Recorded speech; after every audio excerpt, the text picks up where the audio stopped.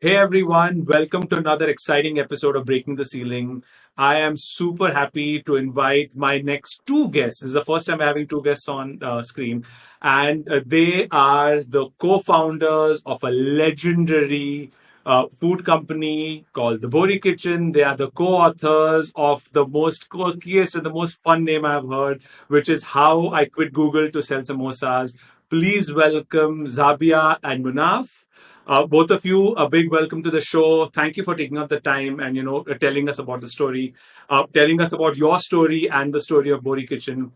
So, breaking the ceiling has always been about getting to know the people behind the brand, right? So, Zabia, I'm going to start with you. Tell me a little bit about your life before the Bohri Kitchen, and Munaf, I'll come to you right after that. I'm going to come back to you. Zabia, tell me a little bit about your life before the Bohri Kitchen. Okay, so I am a law graduate. I studied law from the Government Law College in Bombay, and I wanted to work in human rights. I actually want to work in social development. So that's a common theme that runs across the many things that I did after law school. But the first year after law school, I did corporate law, which I realized wasn't really my thing. And I decided that I don't want to spend more time just biding my time at a corporate law firm just so that I could say that I did. And I joined an NGO called Grocery Foundation, where I worked in communications, I worked in marketing and corporate collaborations. After that, I met Munaf, and while we were dating and we got to know each other, and I learned more and more about the work that he was doing at the Bohri Kitchen, I was really keen on, I had the opportunity, as I saw it, to do something, to take on more responsibility, to be in, a leadership role. And food, I mean, it's food, and I was Bohri, so I really got it. I think I was able to relate to a lot of Munaf's challenges as well. So in 2019, I joined as the marketing and sales head at the Bohri Kitchen. Fantastic. So I've seen a lot of lawyers. I've seen a lot of finance people leaving their jobs, getting into food. So there's something there. I've seen a lot of techies do the same thing, right? Like they make a lot of money there and then they quit and they come into food. So I think the food always has some attraction towards this. So Munaf, I would love to hear your journey till right before the Bohri Kitchen. So I did my MBA. All right, then I got into Wrigley's to sell chewing gum. Very quickly, I realized that gum doesn't excite me that much. So then I got an offer from Google, and that's when I started my career at Google. I had a fantastic 4 year stint out there in the sales team where I basically sold ads to the largest advertisers in the finance industry who use Google products. And somewhere in the fourth year, I started this experiment with my mom, where I started inviting strangers to my house to eat food made by my mother. And I called it the Bohri Kitchen, and I would call them home dining experiences. And somewhere along that journey, I got the courage to quit my job, and I started TBK full time. And the rest is in the book. So the book is, I think, something which is super exciting, and this just the name is something that draws me towards the book. So what inspired you to write the book? So for me, the Bohri Kitchen was always a story. In fact, there's a chapter inside the book titled "Less FB, More FNB." No, sorry, less FNB, more FB, where we're basically trying to say that the Bohri Kitchen was more about the social media, the story, the word of mouth, the story of the Kapadia family, and how we are inviting people home, how we are trying to evangelize food from our small little community, so on and so forth. And at some point, a friend of mine actually planted this idea in my head that Munaf, you spent 4.5 years running the Bohri Kitchen, and now even Zabia is working with you in it. Why don't you take all of that content which you've created in those years and put it in a book? It definitely has an audience. And that's kind of how that idea got planted in my head. And then we met this phenomenal agent called Kanishka Gupta, who helped us kind of fructify that idea into some sort of structure. And then when I finally tried to write the first page in the book, I fell asleep. And I realized that while I might be half decent at sending out a WhatsApp forward or a Facebook post, I'm not great at long form content at all. And that's when Zahabia came in again. So she already saved me once, by agreeing to head sales at the Bohri Kitchen, and it's because of her that we actually hit a respectable number eventually. But at the same time, she saved me again when she said that, hey, let me do the writing. I'm actually good at this. And I did the conceptualizing and the actual content and the story behind the book. But she came in and she made it legible. And she sorted out the pace and the structure and so on and so forth. Fantastic. So tell me a little one step back. How did you come up with the idea of the Bohri Kitchen? Like, what was going through your mind when you said, "Hey, let me invite strangers into my home"? Right. So people have been very, fearful of strangers. Like, in India, you always, told like, okay, be careful with strangers. Like, how did that start, and how was those first few experiences that you had of inviting strangers into your home? So, for the longest amount of time, well before the Bohri Kitchen started, I've had this guilt complex where Mm, I've been wanting to do something for my mother, which gives her something to do and stay productively kind of employed. mm, Because I kept on telling myself that, and it is true, that my mom's given up a lot to raise me and my three siblings and to take care of the home. So now mm, that all four of us are finally kind of doing our own thing, mm. maybe now we can give her something back to get back into. Um, and it's on that kind of wavelength that one fine day I had a fight with my mom because she wasn't letting me watch TV. I just threw this idea at her that, mom, what if we started inviting complete strangers to come home to just eat your food? And Mm. she obviously did not like the idea, but she didn't completely refuse, which was the small window I kind of grabbed, and I actually did it, and that's kind of how the ball started rolling. Fantastic. How did you come up with the idea of naming it the Bohri Kitchen? I mean, I understand it, but was there like different names, or is this the name that just kind of popped out at you? So What was that? I always so while one aspect of the idea was, hey, I want to do something with mom. A second aspect of the idea is there's actually a gap in the market for food from my community. So Mm, everyone who's eaten food from a Dawdi Bora home will always rave about it, especially mm, in Bombay. They will always say things like, I'm waiting for my Bohri friend's wedding to happen. In fact, they keep on telling Zahabia and me this, that we hate you guys for not doing one of those big weddings. Because everyone wants to come there and eat from the Bohri thal and eat that food. correct. And my mom happens to be the best Bohri chef out there. So I was like, hey, we'll do food at my house, but it will be Bohri food made by my mother. The name, Mm, the Bohri Kitchen, actually was just, it started with that name. It wasn't one of those things where I had to think about a name, etc. No, I knew from day one that I would be calling it that. And actually, it's really mm. interesting. I don't know where that originated. I just knew that I would call it the Bohri Kitchen. That is, I think, a wonderful way of bringing food, community, and that. I think it started out as a community, right? I mean, I'm assuming and guessing it was word of mouth, right? Because I don't remember ever seeing an ad for the Bohri Kitchen. It was always like me and my friends talking, "Oh, let's go there," because it's an experience to be had, right? Absolutely. So when you started this out, what kind of challenges did you face? So with home dining, before Zabia joined the business, even in the Mm, first few years, some of the first biggest challenge I faced is my father did not want me to charge people to come home and eat food. He's like, invite how many ever people you want, feed them food, but you can't charge them money for it, right?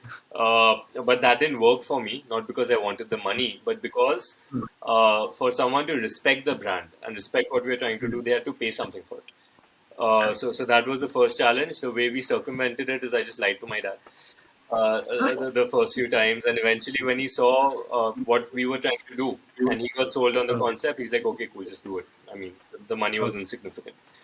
The Okay. second biggest issue we faced, and I'll stop out here. The second biggest issue was inviting strangers, like you said, Ashwin, which is I'm letting random people come into my house and into my personal space. The way we dealt with this is by creating something called the no serial killer policy, which is Okay. when you can't book a seat at the Bohri Kitchen, you have to request a seat. And when you Mm, request the seat, we request you for information. So we'll ask you to tell us who you are, how did you find out about us, do you have any common friends or acquaintances with anyone in the family or someone who's been at our place, mm, so on mm. and so forth. And only when you share that information with us and we feel comfortable about having you over, that we Then, confirm your request.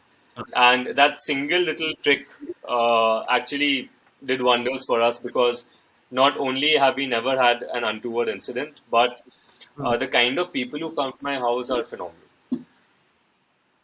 And that is just absolutely stunning. And I mean, I could never imagine inviting random people in. I think that showed a lot of courage, showed, I think, the big-hearted nature of you and your family.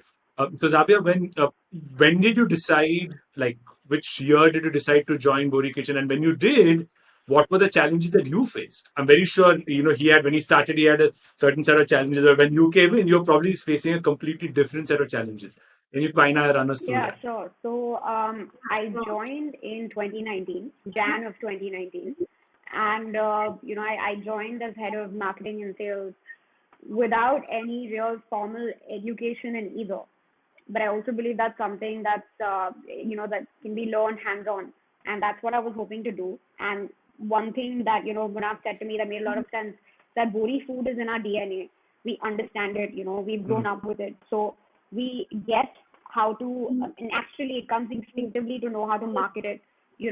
What its selling points really are. So that's something that really worked for me when I joined and I had to take on this responsibility.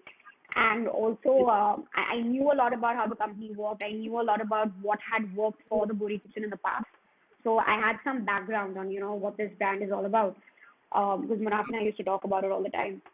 But having said that, obviously the first couple of months they were challenging, because I had to manage so many people. It was something that I was new to. I'd never been in a managerial position. I had always been managed by someone else. So I had to manage a small team. It was a small team, but still, like, delegating work is easier said than done. That's something that I think initially struggled with, which is you want to do everything on your own because you think you're so good at, you have a vision for what you want to do. And when it comes to communications and making creatives and marketing and, strategy, all of that, um, allowing other people to do it was challenging for me.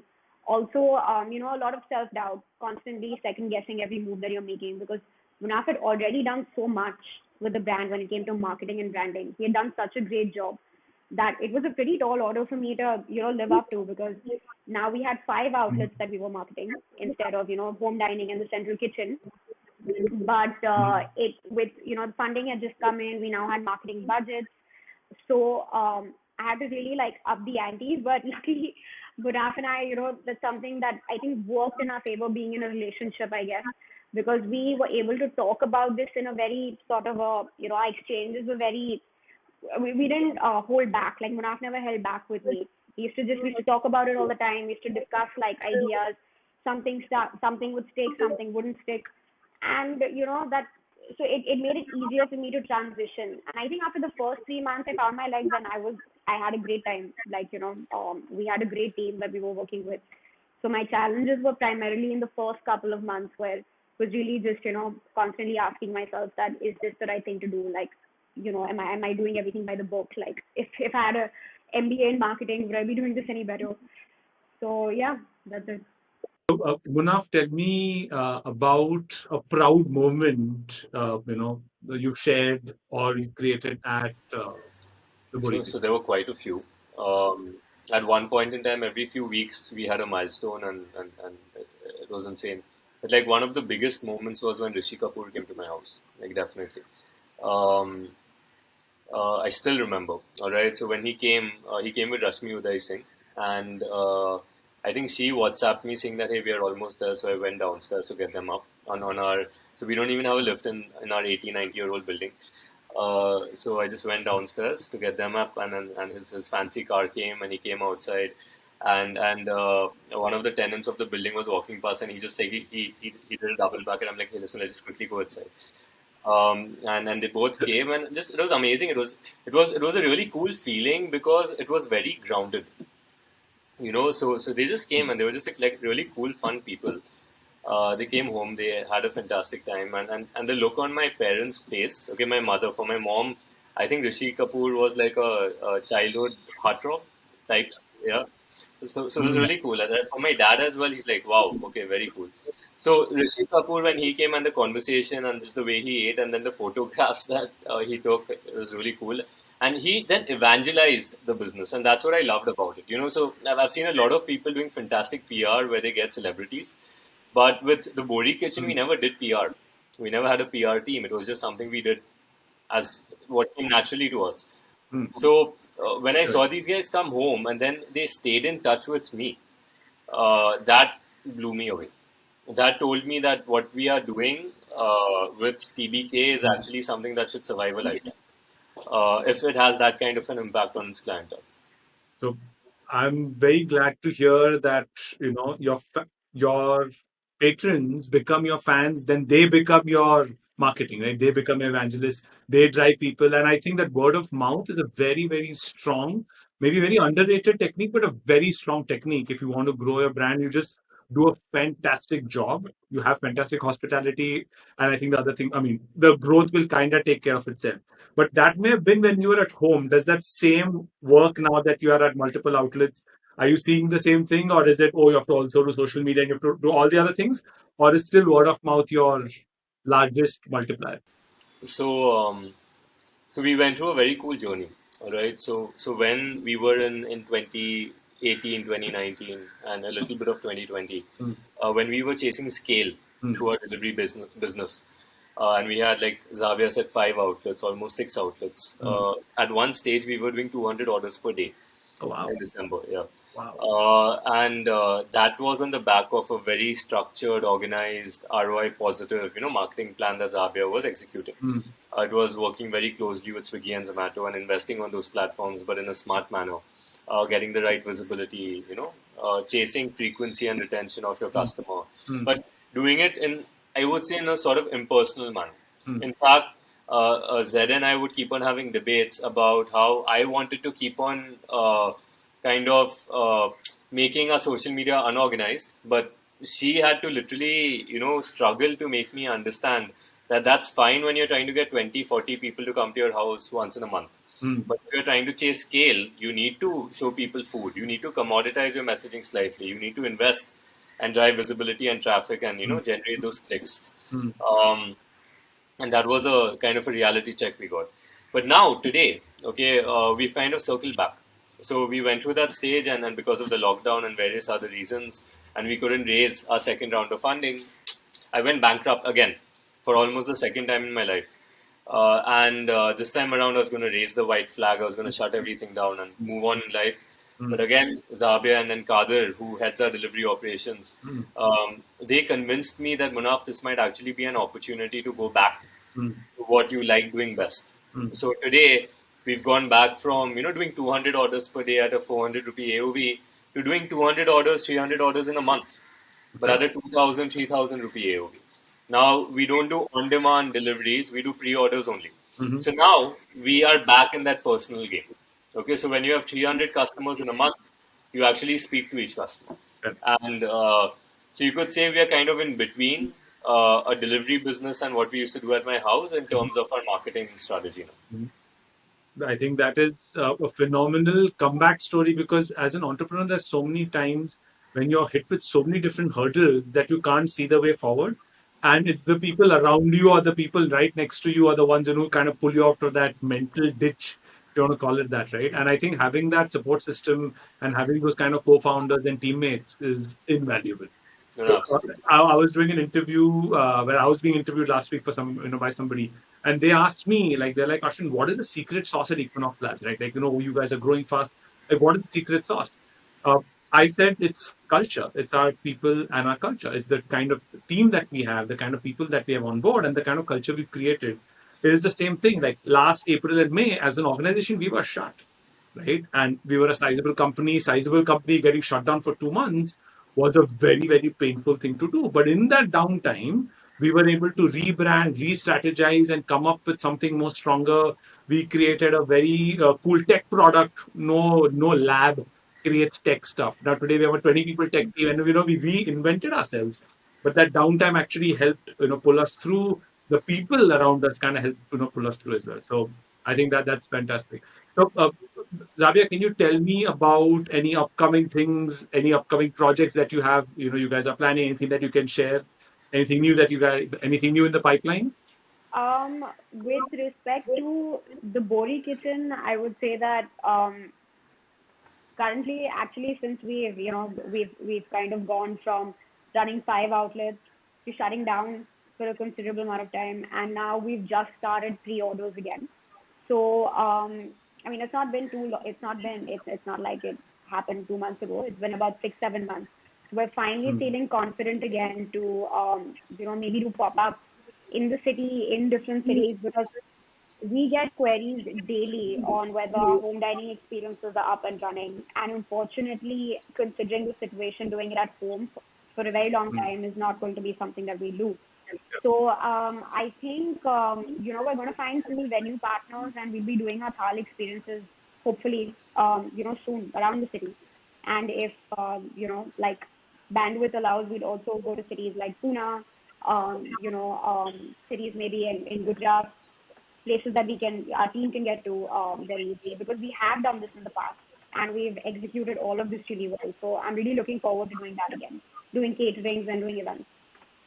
So I Yeah. think you have a cult-like following anyways, right? So I'm very Yeah, sure that whichever city you do it in, there'll be people lining up, for that experience, and people lining up for their food, right? And I think for when you sure. have a cult-like status, you should definitely, try and satisfy those people, because it shouldn't be you. I had it, and then 10 years later, I didn't have it, right? So if something Mm. does pop up, I'm very sure people will, come and find you guys, and I think that's a fantastic Yeah. way forward. I'm looking forward to any of those that you're doing. I'll look forward to on your social media to find out. Oh, Right. for sure. So, Yeah. Munaf, my next question is for you. If you could go back and tell your 20-year-old self three things, what would that? What would those three things be? All right. There's so much. First, look up Zahabia Rajkotwala and call her. All right. Second, learn to meditate. Mm. All right. Early on in life, get a grip on your mind and your thoughts, Mm. and just the benefits that that offers. And third, um,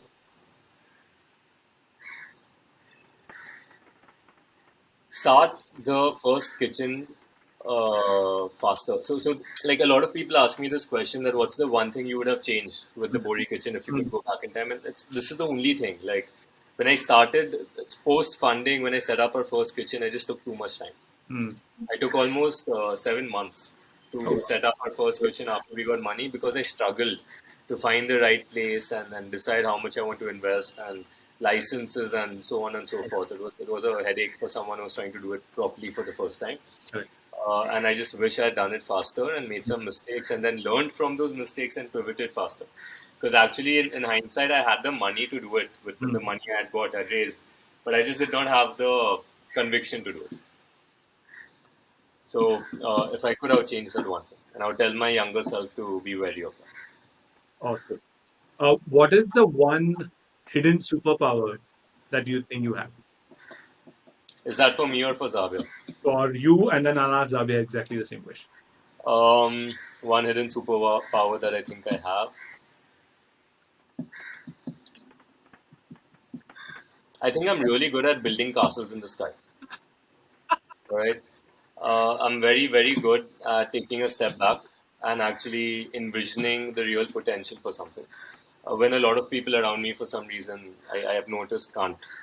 So I'm very good at that. I'm good at removing those blinders, zoning out, but fantasizing without any limitations, and without letting anyone sort of dissuade me, demotivate me, so on and so forth. I think that is a fantastic superpower to have. And as a leader of an organization, I think that's one of the primary things that determines the success of a company, right? I mean, if as founders, co-founders, if you don't have that, then what are you working towards? And or if you have it and you have it in a very small way, because Hmm. if you aim for just the sky, you will fall somewhere in between. If you aim for the stars, you'll at least fall on the moon, right?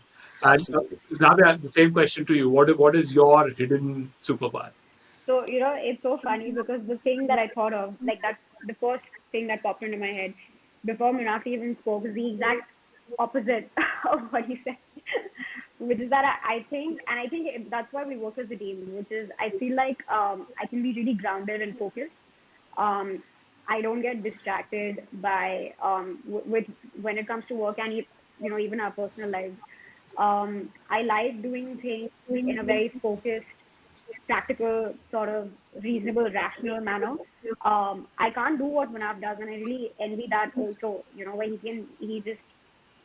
he can imagine, like his imagination is great, his power to like think 10, 20 steps ahead is great. But I focus on the task at hand, and for me, it's more important that the 5 things that we have on our list get done. It's more important to me than what we do, like 10, 20 steps down the line. So, Right. and I'm good at being able to focus on that. I don't get distracted by the other things. So I think the dynamic duo, this is why the dynamic duo works, right? Because you need somebody to think big. You also need somebody to get the job done. Like one is thinking big, but somebody has to do it. Yeah, So yeah. I remember. So by the way, many people don't know this publicly. My co-founder is actually my wife. Right? Okay. She's a doctor. She quit medicine. She joined Equinox. So it's me. 8 years ago, I went in front of the whole company and said, "Oh, we are now starting Equinox Center. It's this huge facility." I make a big announcement, and then after that, I don't even see the facility, and it gets made. Like Priyanka went down, she got the whole thing done. She worked with everyone. She got the facility set up. She got the team set up. So, but it's always important. And she says the same thing. Hey, there has to be somebody who thinks big, right? Like who thinks like 10x. Like our plan for this year is growing 10x in 2 years. Wow. So that's a huge thing to think of. But now again, it's me and the team. All of us, coming together. Like, how do you execute it? It's great to have that, big vision and adulterated version of your future. But it's very, very important to have somebody, either a co-founder or team who helps execute on it. So I think kudos to both of you, for having a large vision and being able to, pull it off. It's a skill in itself. So Zahabia, tell me a little bit about your work-life balance. Do you have one? Are you craving one? What does that Uh, look like?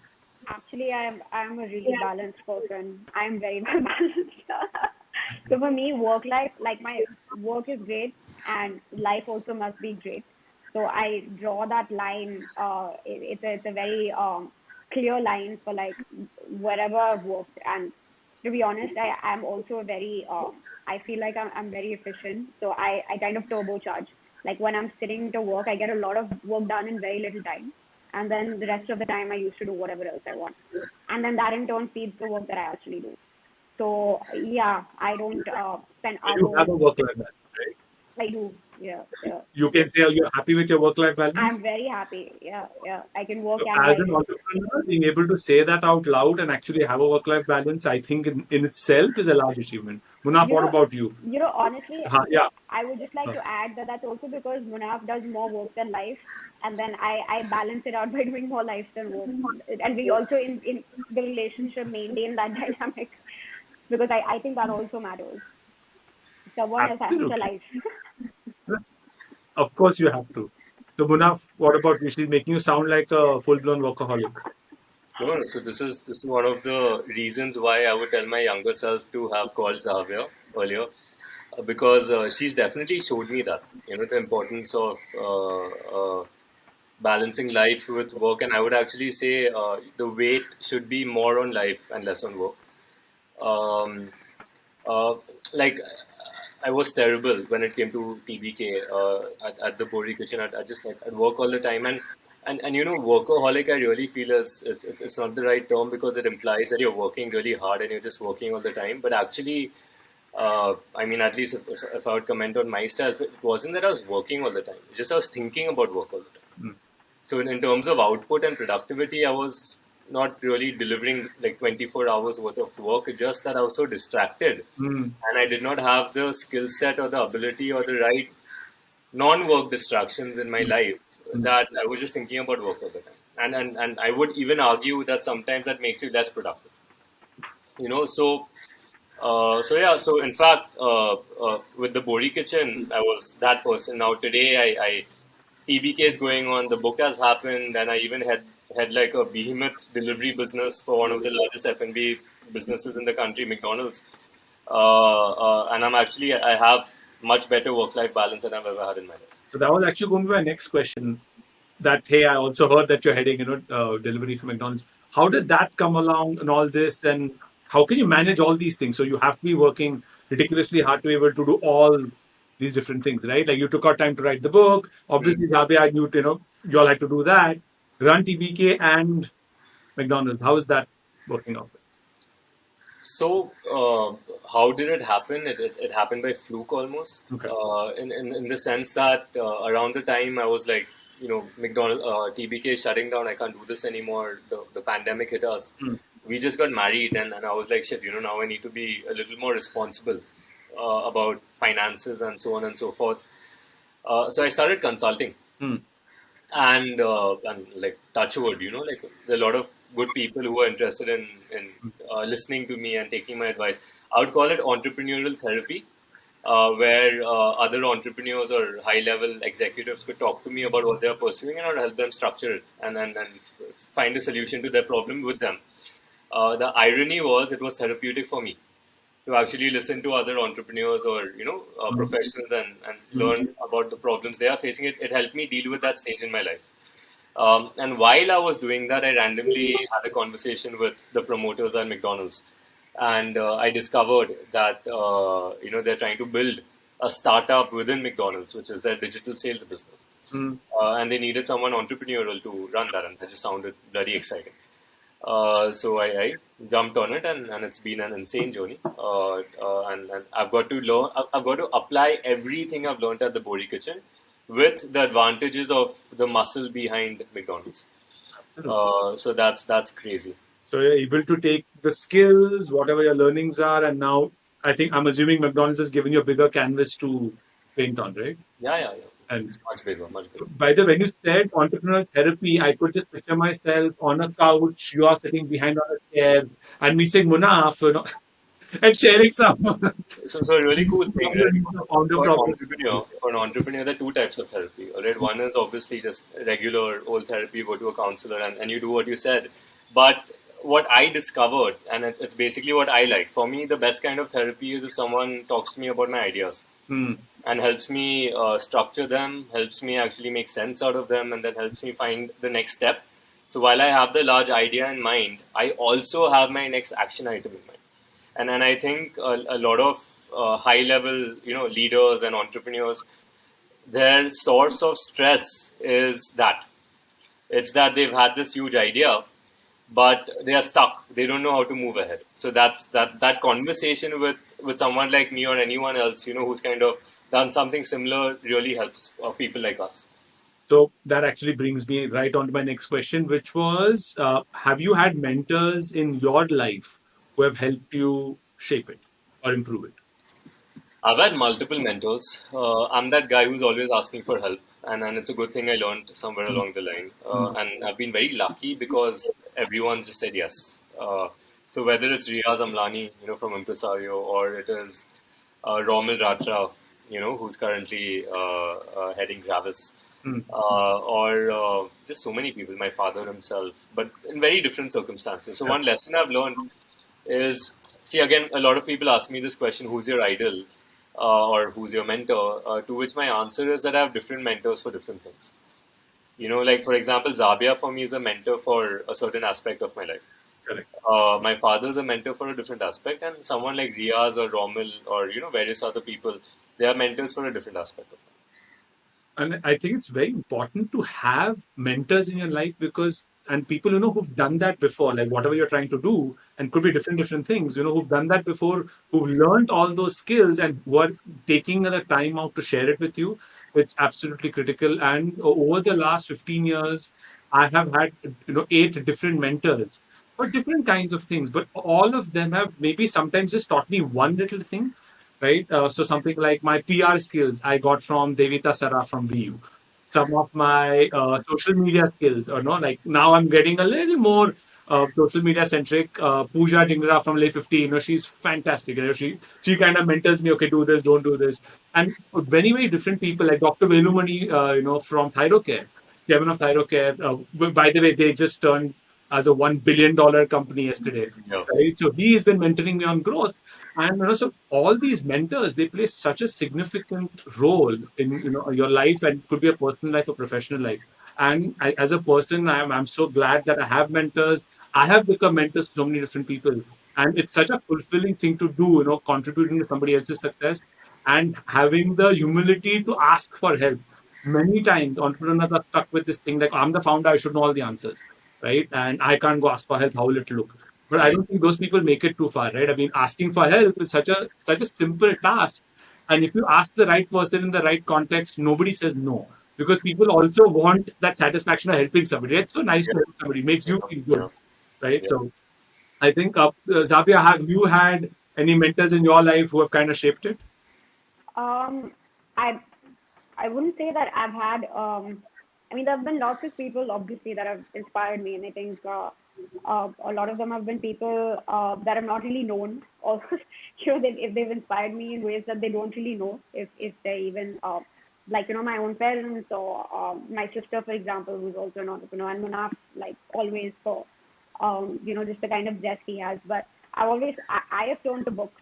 That's my form of like a mentorship program. I enjoy reading, and I enjoy reading biographies. I enjoy reading about, just I mean, they're called self-help, self-improvement books, but I find so much science and logic and good research in these books now that I feel like there's anything that I want to get better at, or I feel like I need help with, I would turn to a book.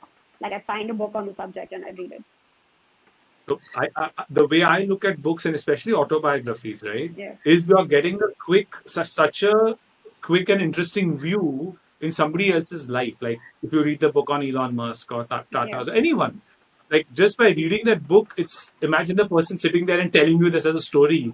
It's such a powerful way of learning and improving yourself. Yeah, completely. Uh, Munaf, what is your 5-year plan for TBK, yourself, for your family, for your company? What Mm. does 5 years down look like for you? What are you planning? So for the Bohri Kitchen, it's to just make it something that survives another pandemic. Hmm. So it's just I'm trying to build a foundation for the Bohri Kitchen that can outlast anything. And it's very difficult, and I really hope we manage to do that. But that's the goal. Hmm. So that's TBK. Uh, Personally, I'm just trying to find my sort of next uh, kind of passion. Like in the sense that I think I've now outgrown the Bohri Kitchen in terms of what I can do and what I want to do, Hmm. which is why McDonald's is such a fantastic fit. Hmm. So I'm going through that journey now, where it's been a year. Hmm. Okay, since I've joined McD, it's been a great year, and I'm finding myself, and I'm finding what really now motivates me, like I used to be motivated 5-6 years back when I started the Bohri Kitchen. And as a family, so it's I mean, we got married, and then the pandemic happened. So it's been marriage, but under a roof. Literally, we haven't got to do half the things that we had planned, like Yeah. traveling being the single biggest one. Yeah. So I'm really looking forward to enabling that, as now we are getting vaccinated and all of that's falling into place. So that's what kind of the two of us are really looking forward to. And Munaf, what kind of advice would you give a person who is entering the food business now? Like, let's say I'm a 22-year-old and or 25-year-old and I'm entering the food business. What kind of advice would you give a new entrant in the food business?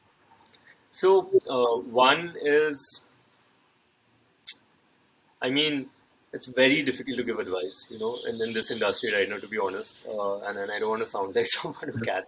Uh, for example, what I would say with the information I have today is that don't jump into a restaurant.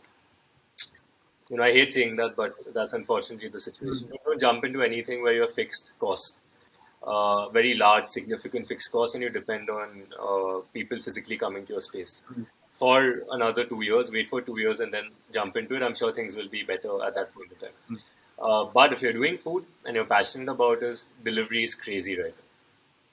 All right, and there's a huge kind of scope within delivery to do what we are now doing with the Bohri Kitchen, which is don't get lost in the in the on-demand game of 300, 400 rupees, unless you're planning on opening another McDonald's, which is you'll have 200, 300 kitchens like Beru's Biryani, McDonald's, XYZ. That's a different game. But if you're a new entrepreneur and you have limited capital, and you're doing it because you really care about the food that you want to sell, and you have recipes in mind and it's about flavor and taste, Hmm. um, there's a huge opportunity for higher AOV, pre-order delivery food, and that's a lot less capex intensive. So if you can figure that out, that's I think an exciting place to be. I think because I know so many people who are getting, excited about the space and entering the space, and I think they're entering without any kind of mentorship. They're entering without any kind of, a laid down path. And I think there's a large opportunity. So when you said entrepreneurial therapy or, you're a consultant, so I think I hope you have not shut down that part of work, because I know so many new people who would need something that way, like a holding hand, a mentor, mentor figure who can help them understand, hey, here are the steps you have to take to start this. Here are the steps you take to grow your brand, right? So it was fantastic having both of you over, on the show. So thank you both of you so much for taking out the time and joining me on the show. It was amazing to get to know both of you. The brand obviously is popular, but I'd not gotten the chance to know both of you. So fantastic! Thank you for sharing a lot of the personal stories. Here in the pre-meeting, I got to know both of you so much better, and I wish you both the very best. And for all our viewers, there is going to be a link to the book in the description. It is a fantastic book. It is a must-read for anyone, not just starting a restaurant, but anyone who wants to be inspired by a good story, wants to be inspired by what people can achieve in life. I think it's an absolute must read. And thank you both of you one more time and have a fantastic life ahead. Thank you, Ashwin. Thanks for having us.